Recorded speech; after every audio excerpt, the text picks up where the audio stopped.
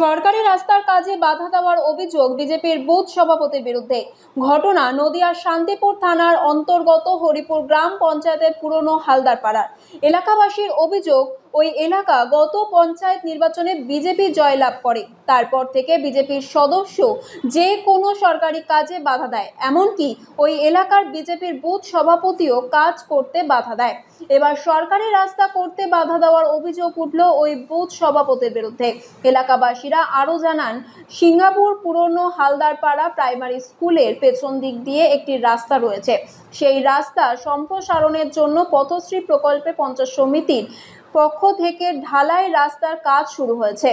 আর যখন রাস্তার কাজ শুরু করতে যাওয়া হয়, তখন ওই বুথ সভাপতি দীনবন্ধু হালদার সেই রাস্তা করতে বাধা দেয়। তবে এই রাস্তাটা খুব প্রয়োজনীয়, তার কারণ রাস্তার ওপাশে প্রায় 100 থেকে 150 বাড়ি বা পরিবার রয়েছে, যারা এই রাস্তা না হওয়ার কারণে বহুদিন ধরে বহু কষ্টে যাতায়াত করছিলেন। কোনো সময় রাস্তার জল জমে যাওয়া, কোনো রোগী অসুস্থ হয়ে পড়লে কোলে করে বড় রাস্তায় নিয়ে এসে তারপর তাকে চিকিৎসা করাতে নিয়ে যেতে হতো।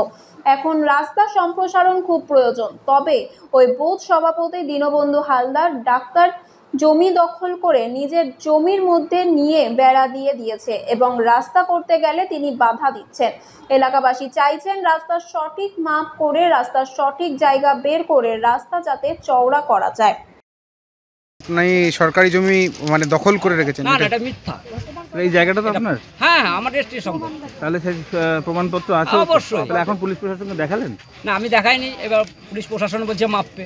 যদি পুলিশ প্রশাসন মাপে, আমি তো এইভাবে মেনে নেবো না। আমিও আমার আমিনকে আনার টাইম দিতে হবে। আচ্ছা, তার মানে আপনার বিরুদ্ধে যে দীর্ঘদিন ধরে জায়গা আটকে রাখার অভিযোগ উঠছে? হ্যাঁ, এটা তবে দীর্ঘদিনের নয়। এই রাস্তাটা আমি দিয়ে আমার জায়গা থেকে দিয়ে করা, ওরা যেতে পারছিল না বলে। আচ্ছা, এইভাবে আমি দিয়েছি। তাহলে মূলত দুপক্ষের মধ্যে গন্ডগোলটা কি কারণে? আপনার ওরা বলছে রাস্তা আপনারা রেখে দিয়েছেন জায়গা দখল করে, আপনি বলছেন ওরা বাধা দিচ্ছে, তাহলে আসল কারণটা কি? আসল কারণটা হচ্ছে আমি রাস্তাটা করছি, এটাই ওদের খুব। মানে আপনি কেন করছেন মানে বুঝলাম? আমি এখানকার হচ্ছে বুথ সহসভাপতি। আচ্ছা, বিজেপি। আর এখানে এখানে কি পঞ্চায়েত সদস্য কিসের? বিজেপি। বিজেপি। সেই হিসাবে আপনার দায়িত্ব দিয়েছিল, আপনি সেকে দেখভাল করছিলেন, সেই কারণে ওদের মনে হচ্ছে পাড়ার ভেতরের রাস্তা, মানে একদম পাড়ার ভেতরের রাস্তা, এইখানটা যদি 10 ফুট হয় তাহলে আরেকটু আগিয়ে গিয়ে সেখানে 10 ফুট বের করে দেখাতো যে বের হয় নাকি 10 ফুট রাস্তায় ভেতরে আগিয়ে যান। শিডিউলে এই পর্যন্ত আছে, সেটাই 10 ফুট বলা হয়েছে।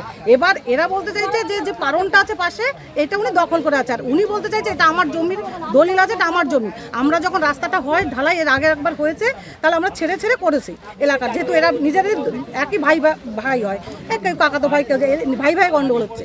এরা বলছে আমরা ছেড়ে করেছি, উনি বলছে আমিও ছেড়েছি। এইখানে যে স্কুলটা হয়েছে, স্কুল যে দান করে গেছিলো সেও ছেড়েছে। তারপর একটা ঢালাই রাস্তা করে, একবার ঢালাই হয়েছে এই রাস্তাটা, তখন বাড়ায়নি, এখন এটা নিয়ে গন্ডগোল হচ্ছে। এখন কি চাইছেন আপনারা?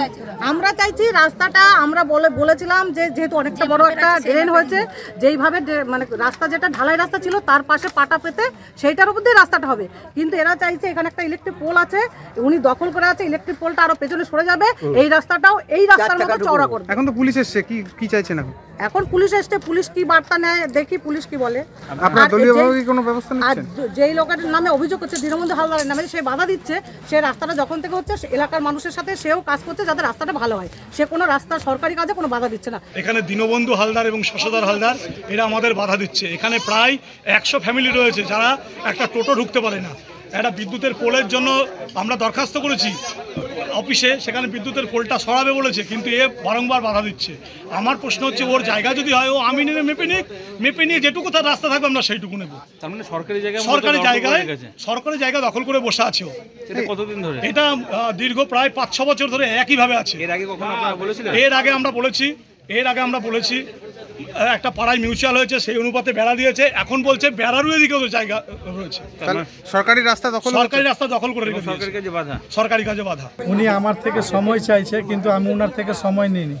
ইমিডিয়েট আজকেই ফোন করা হয়েছে, আমিন আসবে, জমির আমিন এসে নিজের তদারকি থেকে আমি মেপে রাস্তার কাজ সম্পূর্ণ হবে এবং পাড়ার যারা লোকেদের সমস্যা, সেই সমস্যার জন্য সম্মুখীন হয়ে পাড়ার লোক যেহেতু আমার কাছে দাবি রেখেছে, সেটা সবটাই সম্পূর্ণ হয়ে যাবে এবং কাজও চালু থাকবে, কাজ বন্ধ থাকবে না। মহিলার শরীর খারাপ করলে তাদেরকে ঘরে করে নিয়ে আসতে হয়, নিয়ে ওই মরে গিয়ে তারপরে গাড়িতে উঠতে হয়। মানে এতটা খারাপ অবস্থা? এতটা খারাপ। তাহলে এই রাস্তা বন্ধ হয়ে রয়েছে কেন? কাজ হচ্ছে না কেন?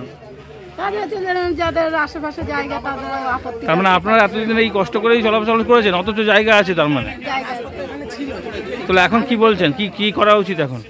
এখন যাতে রাস্তাটা বেরোয় সেটা করা উচিত। এর পেছনে কতগুলো ঘর আছে? তাও 100 ঘর আছে। তো এতদিন তো আপনারা জানতেন না এখানে রাস্তা জায়গা আছে ওদের মধ্যে? এখন ওরা বলে কিনা আমরা জায়গা দিয়েছি, এবার আমরা পুরনো মানুষ তো আমরা তো অত বুঝি না। তাই এবার রাস্তাটা যদি জায়গাটা বেরোয়, বড় চওড়া রাস্তা হয়, তাহলে খুশি তো আপনারা?